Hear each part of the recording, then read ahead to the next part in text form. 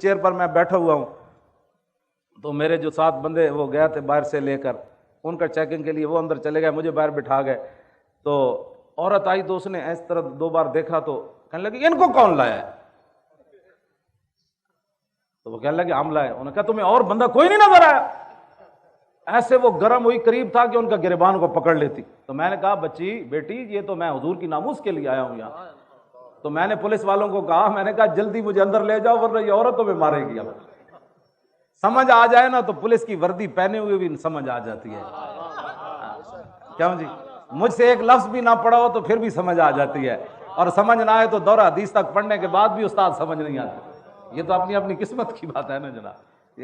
ہمارے پاس تو کوئی تھرمامیٹر وہ اب اس عورت کا میں جب بھی میں دعا کرتا ہوں تو اس کے لیے میں ضرور کرتا ہوں کہ میں تو اس کو جانتا ہی نہیں تھا، لیکن وہ میری خاطر پولیس کی وردی پہن کر پولیس والوں سے الجھ پڑی کہ آپ کو بندہ ہی اور کوئی نہیں ملا، ان کو کیوں آپ کیوں لائے ہو، ان کو کیوں لائے ہو؟ میں نے کہا مجھے اندر بھیجو، یہ لڑکی تمہیں مارے گی. آپ پولیس والے فوراً مجھے اندر لے گئے. تو سمجھ آنے میں تو 1 منٹ بھی بندہ آ جاتا ہے، ورنہ میری اتنی لمبی تقریریں کرنے کے بعد بھی بندہ کہے انجے لگے ہوئے سن بادشاہ. تو اچھا ہوا میں جیلوں میں گیا، گھسیٹا گیا. ان کو پتہ ہے کہ جب ظالم اپنے ظلم پر اتر آتا ہے نا، ظالم ظالم ہی ہوتا ہے. ہاں جی، وہ تاریخ طبری میں امام علی مقام کا خطبہ موجود ہے، آپ محرم میں وہ پورا پڑھ کے سنائیں کہ امام علی مقام کیوں آئے. تو جب آدمی ظلم پر آتا ہے نا تو امام علی مقام نے ان کو فرمایا جانتے ہو میں حسین ابن علی ہوں. تو جب ظلم پر اتر آتا ہے تو وہ کہنے لگے ہم تو آپ کو جانتے ہی نہیں ہیں. آپ کو ظالم تو ظالم ہی ہوتا ہے نا، وہ تو حسین کو بھی نہیں پہچانتا جن کی شکل و صورت بھی رسول اللہ جیسی تھی. ہاں جی نہیں کرتے، ہاں ظالم ظالم ہی ہوتے.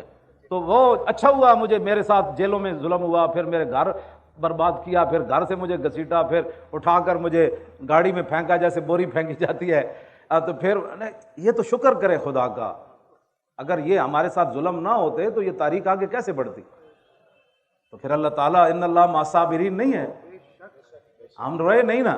وَلَنَبْلُوَنَّكُمْ یہ آیت ہمارے لیے اتری ہے نا، کم سے مراد آپ اور میں ہی تو ہے، اسے ٹرمپ مراد تھوڑا ہے، اسے مودی تھوڑا مراد ہے. وَلَنَبْلُوَنَّكُمْ سے کم سے کون مراد ہے؟ آپ اور میں. وَلَنَبْلُوَنَّكُمْ بِشَيْءٍ مِّنَ الْخَوْفِ وَالْجُوعِ وَنَقْصٍ مِّنَ الْأَمْوَالِ وَالْأَنفُسِ وَالثَّمَرَاتِ. ان ساری چیزوں کی آزمائش آپ سے بھی ہونی ہے اور مجھ سے بھی ہونی ہے. جب یہ آزمائش ہو جائے گی تو پھر آگے کیا ہوگا؟ وَبَشِّرِ الصَّابِرِينَ الَّذِينَ إِذَا أَصَابَتْهُم مُّصِيبَةٌ قَالُوا إِنَّا لِلَّهِ وَإِنَّا إِلَيْهِ راجعون.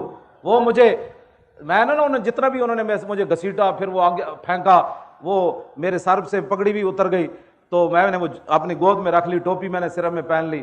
تو وہ پھر بھی میں ہنس رہا تھا. تو وہ پولیس والے کہنے لگے آپ ہمارے ساتھ مذاق کرتے ہیں. تو میں نے کہا آپ کا میرا مذاق بنتا نہیں ہے.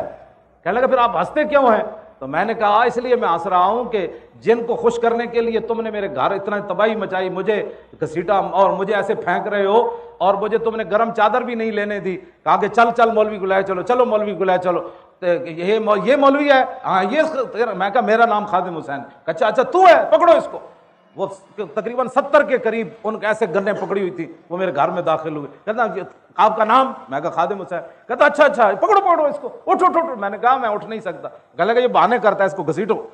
تو مجھے تو میں ہنس رہا تھا. تو وہ کہنے لگے آپ ہنستے کیوں ہیں؟ میں نے کہا جن کو خوش کرنے کے لیے آج جو روتے پھرتے ہیں ہمیں کیوں نکالا.